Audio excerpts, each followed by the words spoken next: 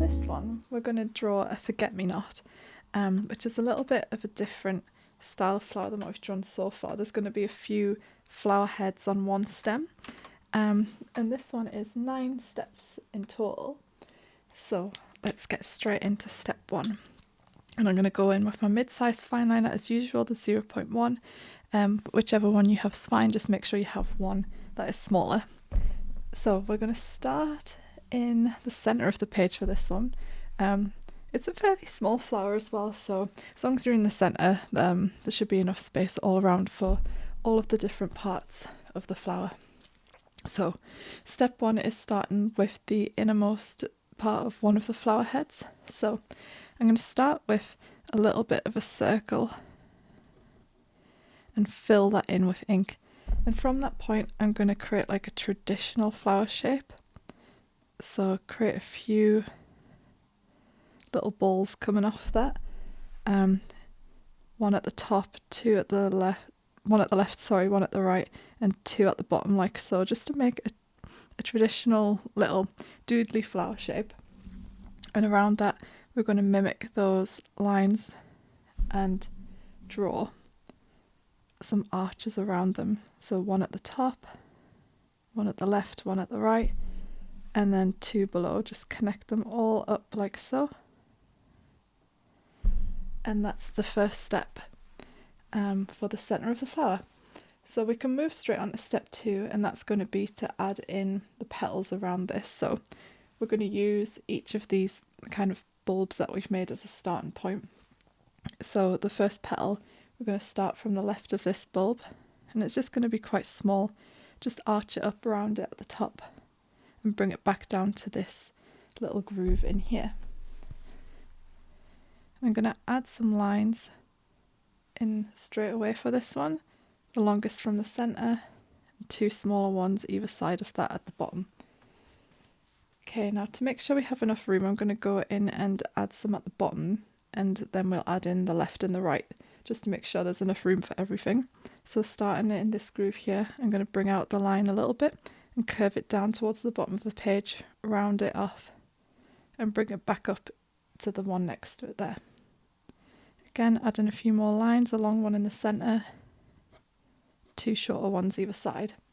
While we're down here, we'll add in this one as well, so making sure each one follows the direction of where the bulb kind of faces, that's in the centre. So let's start here for this one. I'm going to round it up towards this way, and I'm going to go in over here and add in the opposite side and connect it back up there. Sometimes that just helps to make sure everything's feeling balanced. If you're not sure at what point to bring it back around, it helps to have either side of the petal first before connecting them back together. And now we've got the space here to add in the 2 more. So we'll go in this area here, draw another one that connects back down to here. And once you've got one in place, you can start to see you kind of want each one to be a similar kind of height. Not exact, but roughly. Add in our 2 lines, so 3 lines at the base there. And then last petal, I'm going to go in and add one here. And we'll add in a few little lines on this one, like so. I'm going to add in one from the top as well. Okay, so that's step 2, and step 3, we're going to start to add one over this side. So same thing again, I'm going to create a little bit of a circle over here, and then draw some smaller circles at the top, the left, the right, and 2 at the bottom, like so.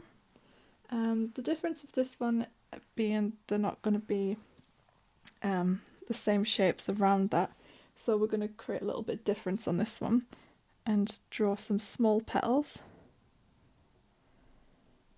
coming off instead, so they're separated rather than all connected in that one area like so, and just add a tiny little line coming off each one that's connected to that centre shape. And again, we're going to start to add in some petals around this one. So I'm going to add one up here. I'm going to make it a little bit smaller than the last one. I'm going to add one over here that starts with a bit of a straighter line, has a bit of a bulb heading up from the bottom. Connect it back up there and round it at the end. Same for this one, start with a straighter line, wave it at the bottom a bit, and then bring it back up here. And you can add in your lines now for this one. Step 4, we're going to add in the opposite side of the flower's petals. Okay, so we're going to add in one here. Connect it back up there. As you can see, by starting some of the lines a bit straighter, it just helps create like a bit more of an interest and separation between each petal instead of it being the same each time. And then one final one up here. Just round that off. And then a few at the top like so. So now we have 2 flowers as a starting point. We can start to connect them up and add a few behind them. So in the step 5, we're going to create the stems that are going to connect everything up here. I'm going to start with one here, so we want to start from the center point. And this is going to be the longest line that's going to connect everything together. So I'm going to start from up here. I'm going to round it down to a straight point like so. So it starts curved and then it goes off a bit straighter. And I'm going to do the opposite side here, but we're not going to take it all the way down, so I'm going to stop it about here. And then I'm going to add in the stem from this side and bring it down this way. So we need our imaginary line. It's going to start from about here and appear from behind this petal here. Arch that around to about a point where you think it would meet up with that line. And then bring that down to connect it like so. And then you can go in and just fill in the opposite line like so. Okay, now I think I'm going to add in a bit of a bulb flower behind, one that's not fully open, just to again add a bit of interest and keep things looking a bit different throughout, so they're not all exactly the same. So I'm going to draw it from behind this petal here, and to start with it, I'm going to create some little upwards arched pointed leaf type things. So I'm going to draw 3 of those, which will be the base of the flower. And then that's going to connect down to here. We don't want it to appear like it's flowing. So we're going to draw the stem behind here and here and connect it down to there. Like so, just so it doesn't look like it's appeared out of thin air. And then we're just going to add in a few petals for this one. So I'm going to start this petal from the edge of the bottom leaves we've just drawn, round that up and bring it down to about the middle of this one, so not the whole width of the base of the flower. Draw a little petal peeking out from behind there and then pop that behind that one. And for this one, I'm going to draw a bit of a wavy line appearing from behind there. That'll then fill up the bottom of the base there. A little bit of a line heading up on that one, maybe a couple from the top, and then just a little bit more of a petal peeking through from the side there, just to finish it off. Alright, now let's head on to step 6, and I think to balance everything out we can just add one more flower at the top here. So around here I'm going to add in just a little bit of a flat dot like so and fill that in, so we don't need the little bulbs for this one. And then we're just going to create some scalloped lines around it, keeping it fairly flat so that it's kind of pointing up in this direction rather than being flat face on. Okay, so now we have that bit in place, we can go in and add some small petals around the outside of that. So I'm going to add in one down here, create a bit of a lip for that one, then bring it back up and just round that off at the bottom there to finish that off. I'm going to add one up here.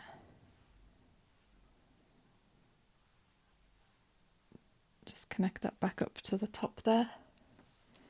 Add in some lines from the bottom. Just one longer one, 2 shorter ones either side. I'm going to have one appearing from out here. Bring that round so it just hiding behind that petal there. Again, the more overlaps the better. It just really helps make things look a little bit more complex if you have parts overlapping. And I'm going to add in one at the top, so, and connect that back down to that point there, so it's quite close to the next one. We don't want too many gaps. And then we've got space for one more. I'm just going to arch up this way and round it back down, connect it back there. Add in our lines, a couple from the top, like so. And then I'm just going to continue that stem that we started down there up to that one there. So it looks like it's appearing from the same stem. Okay, so next up we're going to add in some leaves and a little bit of shading. So I'm going to add in a leaf down here, bit of a pointy one, and I'm just going to create a thin top to start with, just so that would be kind of the forefront, and then add in a little bit behind, just so it feels a bit more twisted. I'm going to add in another one here, again another pointed one, point that at the top and round it back down to meet the stem. I'm going to add in a centre vein for this one, with some little veins coming from it. And then just one more down here, again with a little vein in the centre and a few smaller ones coming from it there. Okay, and like always we can use our same pen just to add in the darkest shading areas. So we'd have one here underneath that flower head connecting to the stem. And I'm going to bring that down the right hand side a little bit. Again, looking quite blocky at the minute, but we'll go in with our last step and tidy that up. I'm going to add some in where this connects here, a little bit where this flower head connects to that stem there, and just bring it down the side a little bit. I'm going to just add a little bit more in there just to create a little bit of separation in that V there. And I think most of this stem would be shaded just because of where it's appeared behind that whole flower head. And again, either side of this one, between the flower heads. And I'm going to add a little bit around the bottom of each petal where it connects to the centre of the flower. So it'll be darkest there. Mostly in between those lines that we've already added, and just a little bit on the outside. And the same for this flower head bulb up here, especially the ones that are just peeking out from behind there. Just add some to the base of each of those. Same one, same thing for up here. Again, this one's a smaller one, so you just need to create a few sparing lines. Same here.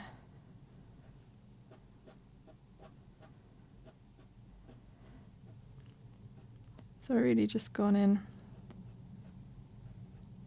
just to create that starting point of where we'll add a more defined shading in the last step with our smallest fine liner. I'm going to draw a few veins coming out from behind that part of the folded leaf as well, and just a little bit from the top. You can go around and add a few areas from the top of each petal as well if you like, just so it's not as empty in those areas. It always just helps to add a little bit more interest, using those lines as a starting point that we added on the end there, and add in any more you fancy. Okay, I think that's a good starting point for the shading. So I'm going to go in with my 005 fine liner. But again, any fine liner that you have that's smaller than the one you were just using will work well for this, as long as you're light-handed. So yeah, we're just going to go in and extend those areas out using quick lines that follow the same curves that we've just started adding in with our initial shading. And the quicker, faster strokes the better, just to keep things looking more sketchy and not too blocky, because the aim of this step is just to blend everything out and just give it a bit more of a finished, thought about look. Not that the whole thing's not thought about, you know, it's all very considered. But yeah, just extending those areas out with a variety of lengths in your lines. You don't want them all to be the same blunt lines that end at the same point. We want them to have a bit of difference between them. Some longer, some shorter, just really helps.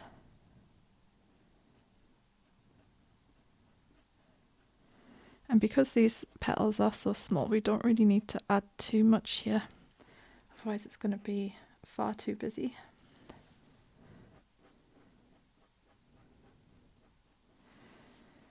Add some up here. And any areas that you think could do with a little bit of something, just add in some lines in the middle of any white space, as long as they're following the same curvature of the petal and the rest of the shading. It's all good. Add in a little more on these smaller flower heads, like so. And again, a little few on any of the ends you like, and anywhere that's looking a bit blocky, just feather it all out. Just a little few up here because it is a smaller flower head. And if you like, as a last step, for the smaller flowers that have the kind of empty space in the middle, if you like, you can create just a few small feathered lines coming out from that darkest area in the centre, just to kind of feather that out as well. And then maybe a little bit coming in from the centre point of each, just to add a bit of separation. We don't need any so much on here, it's got a little bit more interest there. And I'm just going to add some at the top of this part there, just to create a bit more depth to it. I'm going to extend a little bit on the stems here, just to finish it off. And then a little bit coming out between the veins on these leaves as well. A little bit on the outside, heading towards the centre.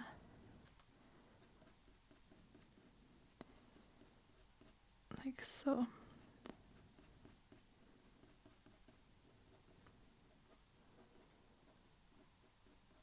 And I think that's about it.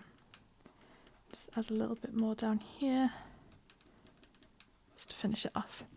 And there we have the forget-me-nots. I hope to see you in a minute for the last tutorial in this class.